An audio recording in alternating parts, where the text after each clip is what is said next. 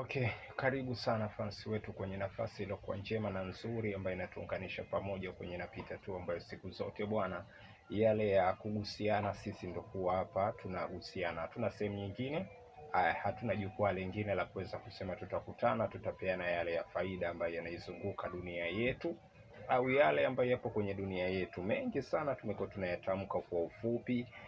Iwe taasisi, iwe chama au ziwe kampuni, lakini zinakuwa na urefu wake pamoja na mambo kadha wa kadha ambayo tunahitaji pia kuyafahamu au kuyajua ambayo yana uhusiano pia na hizo taasisi, kampuni au chama au vyama mbalimbali. Leo tuna nafasi ya kufahamu kuhusiana na OPEC.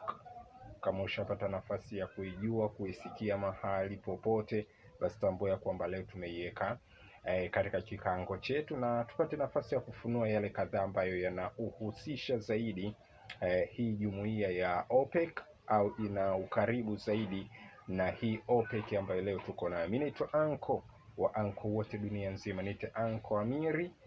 Karibu sana kuhusiana na OPEC ya siku ya leo kupitia Napita Tu. OPEC huwa inafupishwa kwa kuitwa hivyo, ila kwa urefu zaidi inaitwa Organization of the Petroleum Exporting Country.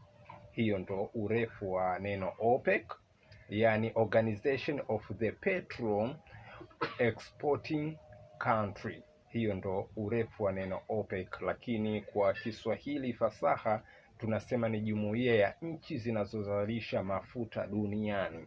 Kama ulikuwa kufahamu ni kwamba ni jumuiya ya nchi zinazozalisha mafuta duniani, na OPEC ni shirika la kimataifa linalojihusisha na nchi ambazo zinazalisha mafuta kwa kiasi kikubwa. Na nchi hizi bwana, zimekuwa ziko nyingi sana wanachama ambao wapo katika jumuiya hii, na makao makuu yake yapo kule Vienna, Austria, lakini hii ilianzishwa katika nchi ya Iraq katika mji unaitwa Baghdad mwaka 1960. Hiyo ndio ilianzishwa hivyo. Kuna wanachama wengi sana ambao wanahusika katika hii OPEC, na wanachama hao baadhi yao wapo kama Algeria, wapo Angola, wapo Ecuador, wako Indonesia, wapo Venezuela, wako Falme za Kiarabu, wapo Libya, pamoja na wengine wengi ambao pia wamekuwa wanazalisha mafuta, na kwa kiasi kikubwa sana wamekuwa wanaongeza pato lilokuwa kubwa sana kutokana na hiki ambacho wao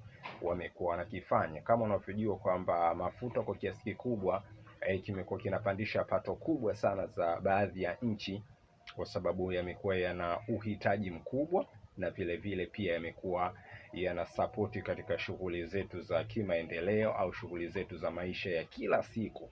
Kwa hiyo mafuta yanahusika kwa kiasi kikubwa sana. Kwa hiyo hizo ni jumuiya ya nchi zinazozalisha mafuta duniani, OPEC, ambayo kwa siku ya leo tumeigusia kiufupi na kiuchache, lakini vile vile pia imetuongezea kitu cha ziada. Inaitwa OPEC, ila kwa urefu zaidi ite Organization of the Petroleum Exporting Country, au kwa Kiswahili ite jumuiya ya nchi zinazozalisha mafuta duniani. Mimi nafunga break kwa siku ya leo hapo kupitia Napita Tu, ambayo imekuhusisha au imekugusia kuhusiana na OPEC kwa siku ya leo. Asante na shukran. Pia naendelea kusubscribe kwenye channel yetu, na maoni yako pia endelea kuyaweka hapo, sisi tuwe tunapita nayo. Asante na shukran pia.